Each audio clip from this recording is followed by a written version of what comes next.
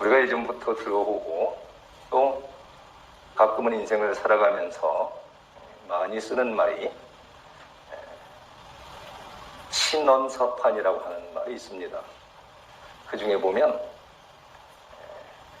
판단력, 그래서 몸을 어떻게 갖추고 또 말을 어떻게 하고 또 글을 어떤 식으로 쓰냐에 따라서, 그다음에 마지막으로 그래서 판단력이 인생을 좌우한다, 그런 생각을 합니다. 또한 세상살이에서는 보통 줄을 잘 세야 된다, 그런 이야기도 합니다. 과연 어떤 줄에 쓸 것인가, 판단력을 시험하는 인생에서의 과정입니다.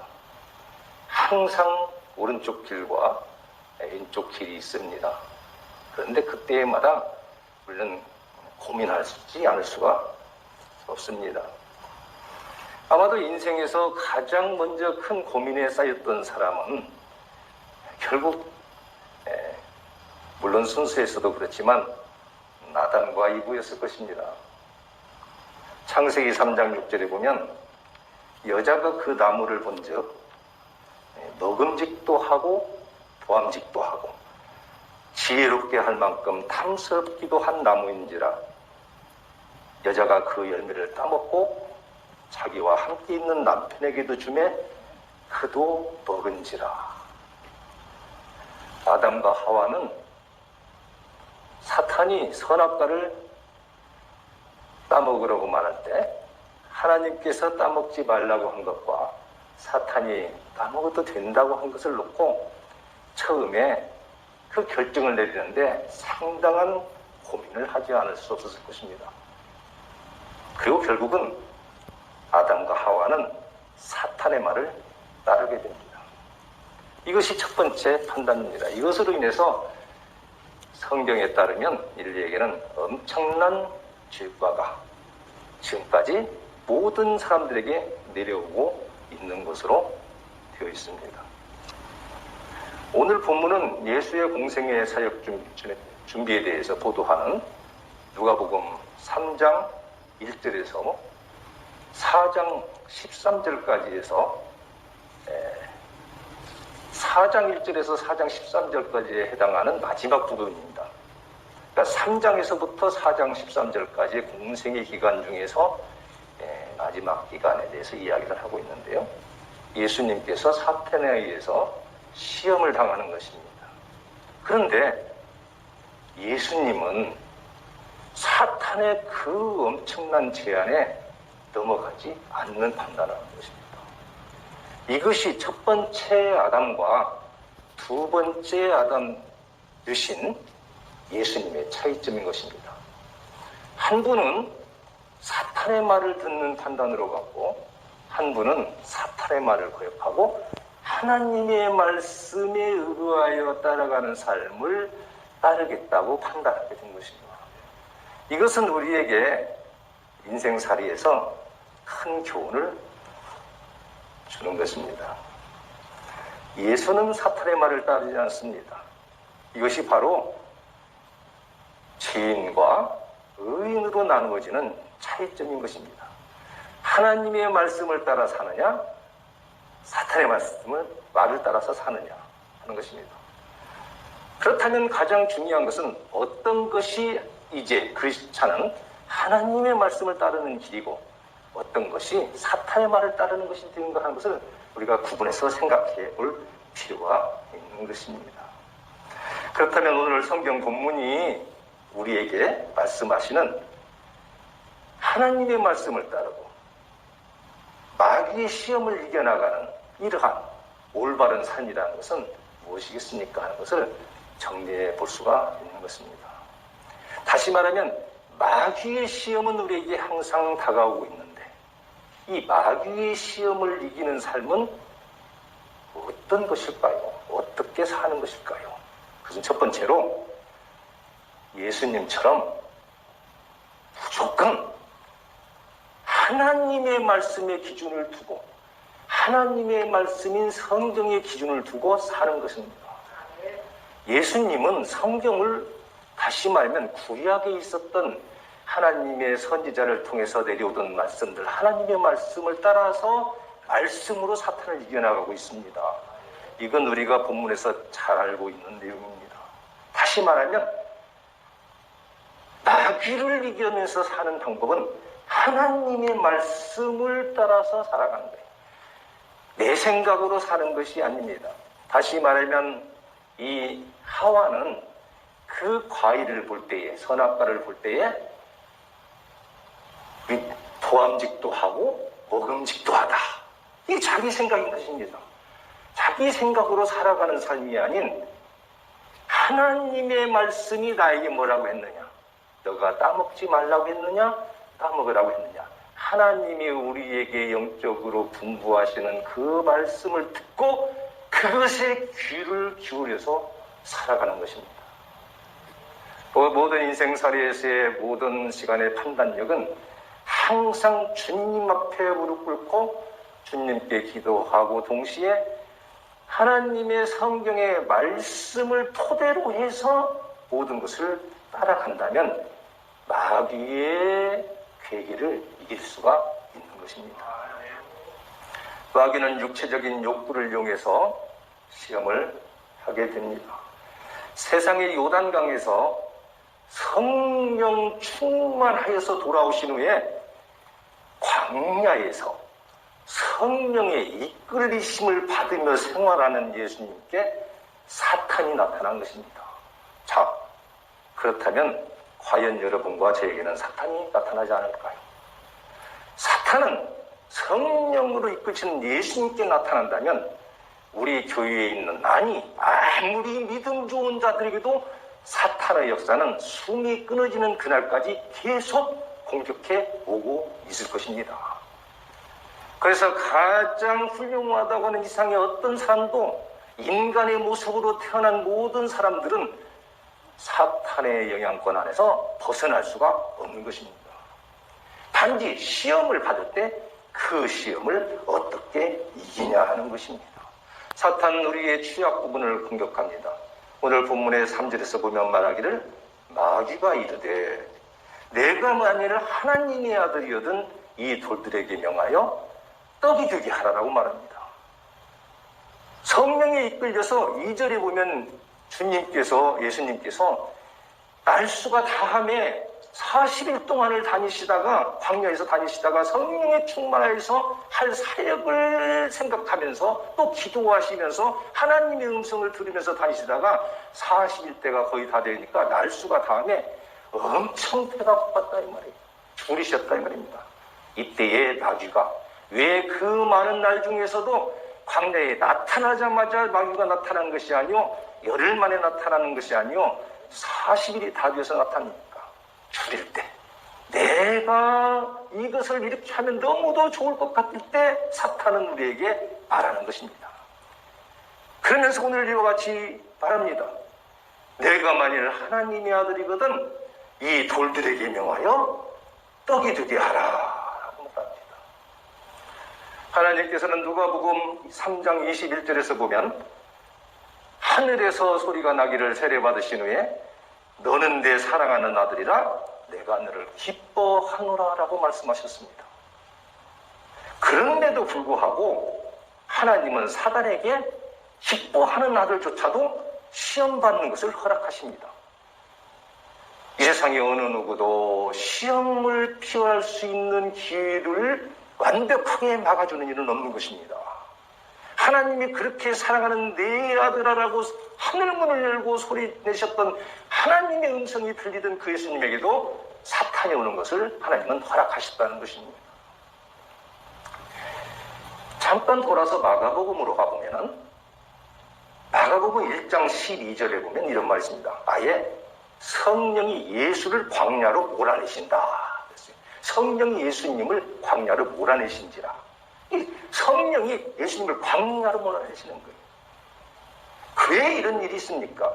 성령이 우리를 사탄이 있는 곳으로, 사탄의 괴계와 있는 곳으로 몰아낼 수 있는 것이고 언제든지 사탄의 역사와 마주칠 수 있는 것입니다.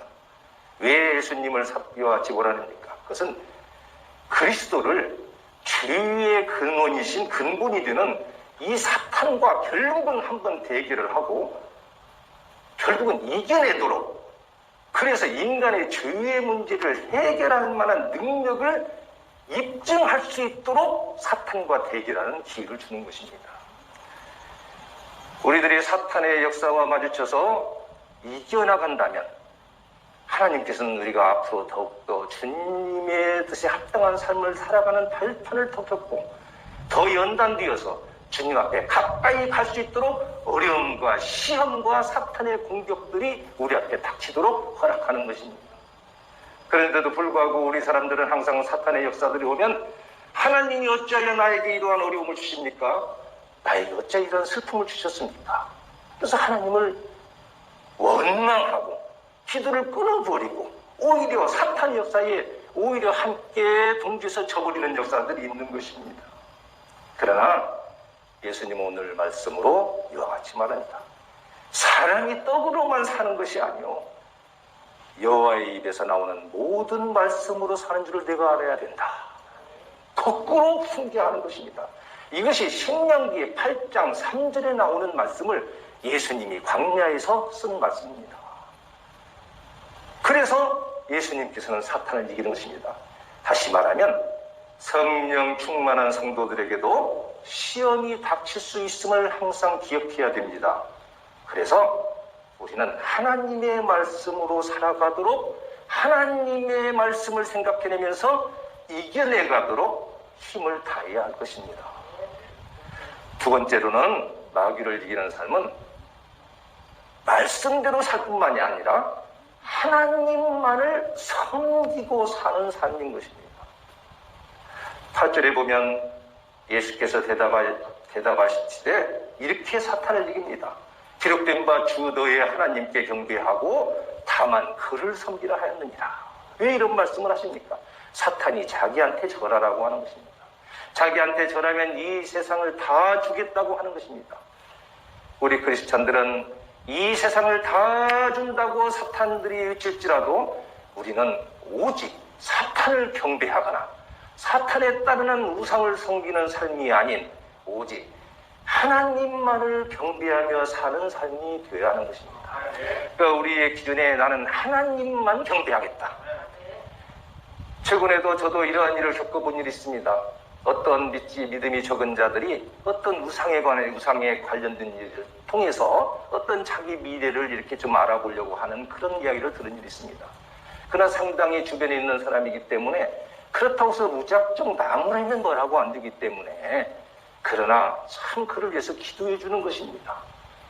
그러나 사람들이 말하는 것에 대해서 반박하며 우리가 많이 아는 것을 가지고 그들과 대결하지 않을지라도 우상을 섬기려거나 그런 뜻을 무엇인가 따르려고 하는 자들 있으면 그들을 위해 기도해주고 우리는 사탄의 역사들이 더욱 넘치지 못하도록 더 많은 성령의 능력으로 성령의 음성으로 그들을 위해서 품어주고 기도해주며 함께 나아가야 될 것입니다. 결국은 그들도 하나님만을 경배하는 사람이 되도록 시간을 두고 기도해 주어야 할 것입니다. 즉 하나님만 섬기며 살겠다는 그러한 마음을 우리 가슴에서 언제든지 떠나서는 안 될 것입니다. 어떤 경우에도 사탄에게 절하면 안 됩니다. 베드로전서 5장 8절에 보면 근신하라 깨어라 너희 대적 마귀가 우는 사자같이 두루 다니며 삼킬 자를 찾나니라고 말하고 있습니다. 사탄은 성령으로 충만하시고 세례받으시고 40일간을 금식으로 기도하시며 광야에 계신 예수님께 나타나서 시험하는 사탄은 이 세상 끝날까지 무저갱의 예수님이 다시 오셔서 잡아서 무저갱의 천년 지옥에 가둬넘을 때까지 또 마지막에 완전 불로 또 불바다로 유황으로 살라버릴 때까지 그들의 존재를 다 없애고 천년 왕국을 하나님의 나라만을 새로 건설할 때까지 사탄은 계속 우리를 공격하는 것입니다. 예수님을 공격한 사탄은 우리를 공격하는 것입니다. 사탄은 계속해서 예수님의 사역 중에서도 유대인들을 통해서 예수님을 괴롭혔어요. 베드로를 통해서도 예수님의 사역을 거꾸로 그 일체자를 통해서도 방해하는 걸 볼 수가 있었습니다. 그뿐만이 아니라 항상 많은 백성들을 통해서도 오병이어를 기적을 이룬 그 예수님에게는 당신이 바로 이 세상의 왕을 하면 좋겠다고 말하는 이러한 명예를 주는 모든 것도 전부 사탄의 역사로 예수님의 사역을 방해하는 것이었습니다. 그러나 어떤 경우에도 이러한 사탄의 말들의 사탄의 역사에 그들이 하는 대로 따라서 하지 말고 근신하여 깨서 사탄에게 대적하는 삶을 살아야 하게 됩니다. 그것은 사탄에게 대적하는 삶은 다시 말하면 오직 하나님만을 경배하는 삶을 산다는 겁니다. 어떤 누구도 경배서는 아니며 오직 유일하신 하나님만을 경배하는 것이 우리 그리스도인들의 삶인 것입니다. 다시 말하면 예수님의 이 마귀와의 대결은 엄청난 교훈을 우리에게 주고 있습니다. 예수님에게 사탄이 제안한 일은 본문에서 보면 천하 만국을 다 주겠다는 것입니다. 네가 나한테 절 한 번만 하면 내가 천하 만국을 다 주겠다고 하는 것입니다. 엄청난 이야기입니다. 그럼에도 불구하고 모든 것을 다 준다고 해도 그에 굴복하지 않고 말씀을 따라서 이 예수님은 그 시험을 이기는 것입니다. 예수님은 신명기 6장 13절에 나오는 말씀을 두 번째 사탄의 질문에서 쓰고 있습니다.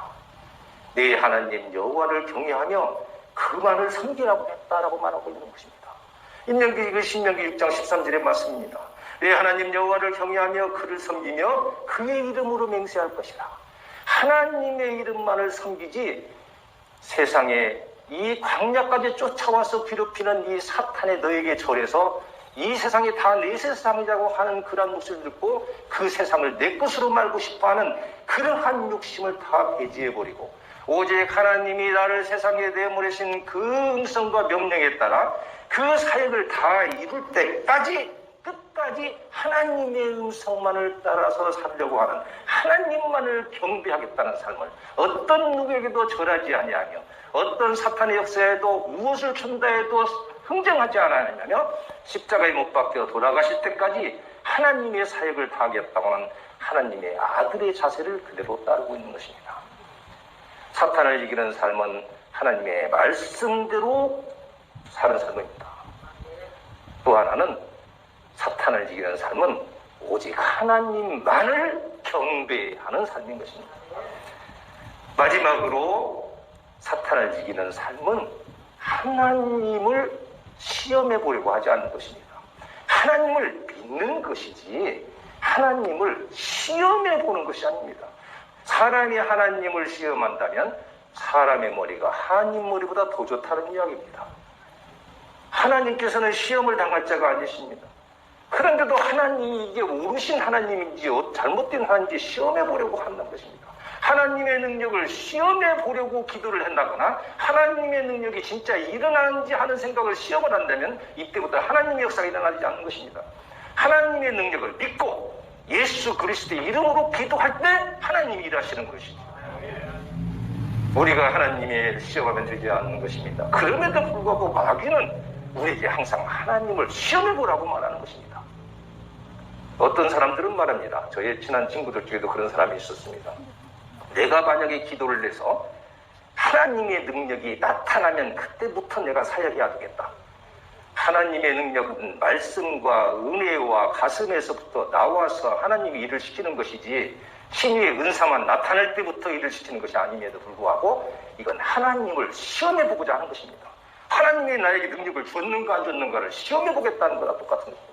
어떤 방식으로든 내가 하나님을 판단해 보려고 하는 마음을 우리는 바꿔서 하나님이 나를 판단하시고 우리는 오직 하나님을 어떤 경우에도 시험하지 않고 믿고 나가야 하는 것을 조금 차이지만 우리는 확실하게 구분해야 되는 것입니다. 9절에서 보면 또 이끌고 예루살렘으로 가서 성전 꼭대기에 세우고 사탄이 이르되 내가 만일 하나님의 아들이거든 여기서 뛰어내려라 라고 말합니다. 즉 사단은 내가 하나님의 아들인가 아닌가 우리가 하나님의 자녀인가 아닌가 가끔 의심하게 만들 때가 있는 것입니다.